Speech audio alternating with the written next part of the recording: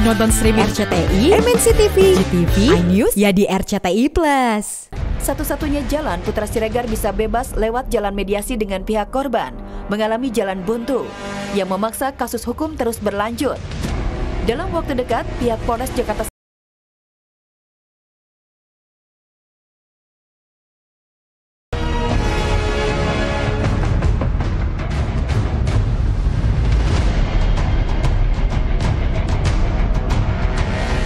naas, begitulah nasib pengusaha kondang sekaligus Crazy Rich Putra Siregar.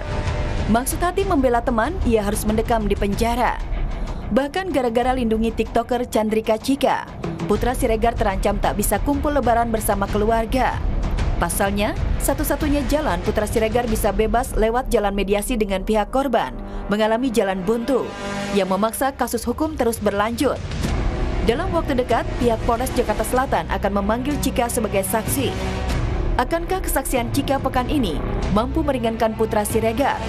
Atau sebaliknya justru makin membuat sang pengusaha kian terjepit? Terkait dengan proses yang kita sedang laksanakan, sampai dengan melakukan investigasi, tahap penyidikan, pemeriksaan, maupun beberapa saksi akan kita panggil kembali untuk diambil keterangan. Kemudian masalah perpanjangan penahanan, terus itu juga kita telah berproses ya, karena masih dalam beberapa tahap lagi untuk melakukan penyidikan lebih lanjut. Untuk Cika itu nanti kita ada pemanggilan untuk kita mengambil keterangan di akhir minggu ini terkait dengan peristiwa yang saat itu Cika sendiri ada di TKP. Ya, demikian ya. Sebagai saksi? Ya, sebagai saksi, dipanggil sebagai saksi.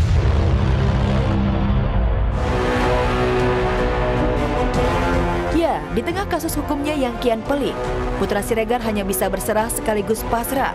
Pasalnya, ia percaya, meski raganya terkurung jeruji besi, tapi tradisi berbagi yang biasa ia lakukan tetap berlanjut diwakili sang istri, Septia Siregar, yang baru-baru ini terlihat membagi-bagikan minyak goreng gratis untuk warga. Bagus banget sih. Minyak goreng. Minyak goreng. Aku bersamamu, Pak. Aku bersamamu, Pak. Ataupun semua orang yang membutuhkan nih sama Bunda Septi. Nah, ada Kak Jess juga. Nah, Kak Intan. Oh, Kintan. Sayangku. Nah, Bunda. Tetap semangat Semuanya. Setelah heboh video Ashanty membela body shaming Aurel, giliran Krisdayanti buka suara. Berbeda dengan Ashanty yang begitu meluap-luap saat membela kondisi tubuh Aurel pasca melahirkan, KD saat ditemui di sela-sela kesibukannya di gedung parlemen mengungkapkan, naik badan bagi ibu menyusui itu hal yang lumrah. Lantas mengapa kondisi fisik Aurel tak seperti KD yang masih tetap selimi meski sudah berkali-kali melahirkan? Kita harus melihat bahwa sangat normal ya, kapasitas perempuan yang menyusui itu memang secara fisikly berbeda-beda. Ada seperti kita lihat istrinya Mas Ibas Yudhoyono ya, itu hamilnya udah menginjak 7 bulan, tuh lebih kecil gitu ya. Kayaknya habis melahirkan nanti bisa langsung habis gitu ya. Jadi memang physically badan orang berbeda-beda ya. Ya, meski KD menilai apa yang terjadi dengan putrinya hal yang wajar, namun sebagai ibu, ia sempat mengingatkan Aurel terkait bahaya laten ibu menyusui. Memang saya udah peringatkan dengan Aurel bahwa pasca melahirkan pasti makan akan jauh lebih apetitnya akan lebih tinggi, mengingat dia akan merasa lapar terus karena alhamdulillah Aurel cukup rajin ya untuk menyusui langsung dan juga pompa. Artinya di bank ASI-nya juga banyak. Dan terlihat cucunya udah hampir 5 kilo di usia hampir 1,5 bulan ini.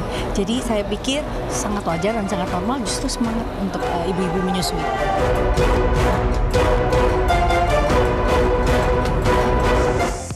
Pokoknya pemirsa, aku sangat mendukung dengan tadi reaksi yang disampaikan oleh Mimi KD, terutama juga Bunda Ashanty ya, beberapa hari yang lalu untuk memberikan pembelaan kepada anaknya yang mendapatkan nyinyiran netizen. Bahkan juga nih ya, yang aku kurang suka dari nyinyiran netizen adalah tidak membangun, malah memberikan komentar body shaming. Ayo, 2022 itu kita harus membudidayakan memberikan komentar yang positif dan pergunakanlah sosial media sebaik mungkin. Apalagi kemarin aku sempat baca, masa ada yang nyamain Aurel Hermansyah dengan KKI, aku kurang setuju. Ingat, setiap orang tua orangnya berbeda-beda. Oke, netizen yang budiman. Nah, pemirsa, tidak terasa saya James Purwo menemani Anda selama setengah jam. Dan untuk bulan Ramadan ini, Slepo News hadir jam setengah 7 pagi waktu Indonesia bagian Barat hari Senin sampai Jumat di MNC TV. Selalu di hati. Untuk pemirsa yang mungkin ketinggalan kabar-kabar hangat dunia selebriti di Slepo News, bisa langsung aja untuk tengok sosial media kita. Dan juga pastinya website dari Slepo News juga. Kalau begitu, saya James Purwo pamit, mewakili tim yang bertugas. Dan pemirsa, jangan lupa setelah ini juga akan ada beberapa video viral di sosial media. Sampai jumpa, semangat hari ini, bye-bye.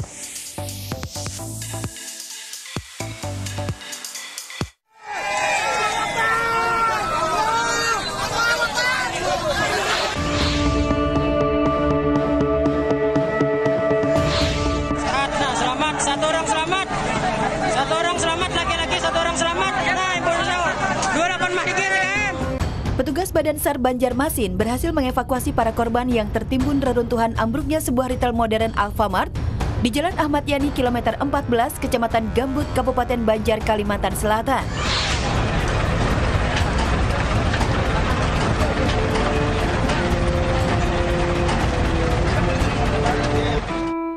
Salah satu korban yang selamat jadi sorotan, bahkan hebohkan jagat maya. Setelah berjam-jam panik tertimbun dalam reruntuhan bangunan. Begitu berhasil dievakuasi, pria ini langsung lakukan sujud syukur karena masih diberi kesempatan hidup.